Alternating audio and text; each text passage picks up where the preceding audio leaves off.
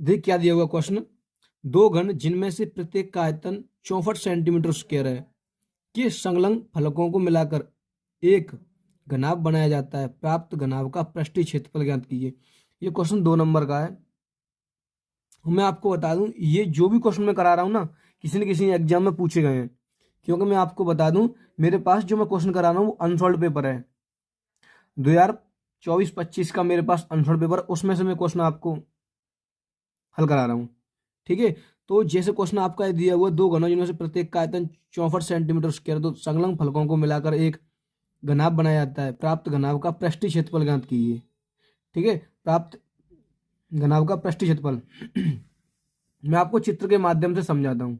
देखिए, जैसे कि ये दो घन थे मेरे पास दो घन थे, उन दोनों घनों को मैंने मिलाकर के एक बड़ा घनाभ बना दिया है। ठीक है, तो मेरे पास जो घन थे उनकी भुजा थी 4, यानी यहां से यहां तक की 4 थी, तो 4 ये थी, 4 ये थी, जो टोटल 8 हो गई। 8 हो गई। ये भुजा निकली कैसे, उसमें नहीं दी है, निकली कैसे मैं आपको बताऊंगा। ये भी 4 सेंटीमीटर की हो गई, ये भी 4, ये उसकी ऊंचाई भी 4 सेंटीमीटर की हो गई। ठीक है, आप कहेंगे भैया ये क्यों 8 की हो गई, तो क्यों ये दो भुजाएं ना, इन दोनों को मिलाकर के 8 की हो गई। लेकिन ये भुजा निकली कैसे, मैं वो आपको बिल्कुल वीडियो में बताऊंगा, क्लियर करूंगा कि 8 4 आई कैसे। 8 तो समझ में आ गया, 4 4, लेकिन आप पूछेंगे 4 कैसे आई, आप यही पूछेंगे ना 4 कैसे आई। तो मैं 4 भी आपको समझा दूंगा वीडियो में, एकदम क्लियर करा दूंगा वीडियो में, बस अंत तक बने रहना। ठीक है, पहले सबसे पहले आप देखो क्वेश्चन क्या दिया हुआ है। क्वेश्चन आप समझ गए तो सब कुछ समझ गए। दो घन जिनमें से प्रत्येक का आयतन 64 सेंटीमीटर की हुआ है, यानी पहला घन है उसका भी आयतन 64 सेंटीमीटर, दूसरा घन है उसका भी 64 सेंटीमीटर आयतन है। और दोनों घन मेरे पास ये रहे, पहला घन मेरे पास यहां तक था, दूसरा घन यहां तक था, दोनों घनों को मैंने मिला दिया है। ठीक है, यानी पहले घन का आयतन 64 सेंटीमीटर क्यूब, दूसरे का भी 64 सेंटीमीटर क्यूब। तो आयतन दिए हुए हैं, तो आपको यहां से भुजा निकालनी है। ठीक है, आपको लिखना है, हल लिखेंगे, मेरे साथ ही साथ करना है। ठीक है, और कॉपी पेन लेकर के बैठना। इसका मतलब लाइव पढ़ने, ऑनलाइन पढ़ने का मतलब ये नहीं है कि सिर्फ आप वीडियो ही देख लो, मूवी ही देख ली, बस आपने हो गए।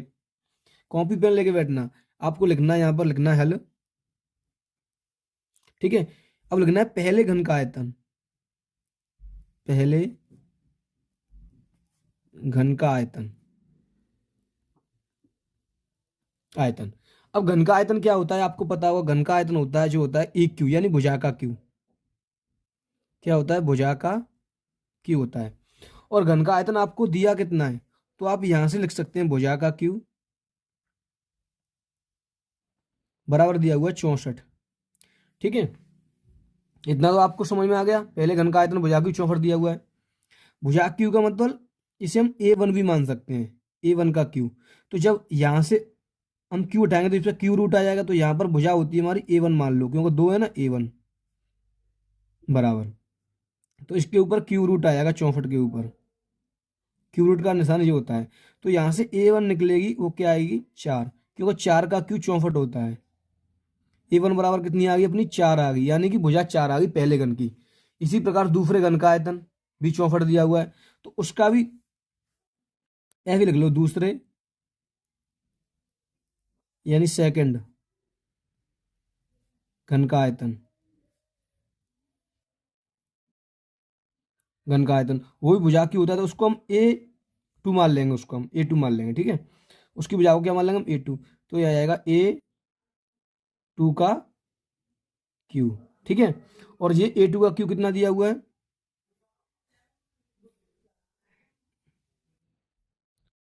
बराबर दिया हुआ कितना, ये भी 64 दिया हुआ है। तो यहां से भी हम A निकालेंगे, जब हम यहां से भी A निकालेंगे तो ये कितनी आएगी अपनी, A2 अपनी यहां से भी कितनी आ जाएगी, 4 आ जाएगी। इसी प्रकार ऊपर वाले की तरीके से यहां पर भी भुजा 4 आ गई। तो आपको समझ में आ गया होगा भुजा मैंने किस तरीके से निकालनी है। यानी कि ये भुजा यहाँ से 4 आ गई, ये भी 4, तो टोटल 8 हो गई। अब ये घनाभ की बन गई। ठीक है, अब मुझे यहाँ पर लंबाई चौड़ाई ऊंचाई लिखनी है, किसकी, घनाभ की, क्योंकि अब तो घनाभ बन गया है, आप देख सकते हैं। तो आप लिखेंगे घनाभ की लंबाई, घनाभ की लंबाई L बराबर 8 आ गई, लंबाई 8 आ गई पूरी। ठीक है, ये वाली 8 आ गई। और मैं चौड़ाई की बात करूं, चौड़ाई होती है 20 है, वो 4 आ जाएगी। अगर मैं ऊंचाई की बात करूं, ऊंचाई, ऊंचाई, ऊंचाई होती है h से, वो आपकी 4 आ जाएगी।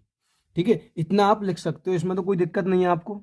आप बोलेंगे भैया यहाँ तक कोई दिक्कत नहीं हुई है, अगर दिक्कत हुई है तो वीडियो को एक बार फिर से देख लें, वीडियो को एक बार फिर से देख लें अगर कोई दिक्कत है। तो अब पूछ रहा है आपसे इसका क्या होगा, पृष्ठीय क्षेत्रफल क्या होगा। क्या पूछा है आपसे, घनाभ का पृष्ठीय क्षेत्रफल। तो आप लिखेंगे घनाभ का पृष्ठीय क्षेत्रफल का फॉर्मूला क्या होता है, आप बताइए मुझे, अगर किसी को भी आता है कोई बताइए। लिखेंगे घनाभ का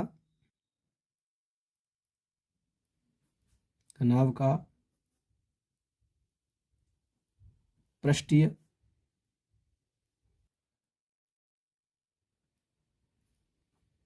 क्षेत्रफल, घनाभ का पृष्ठीय क्षेत्रफल क्या होता है।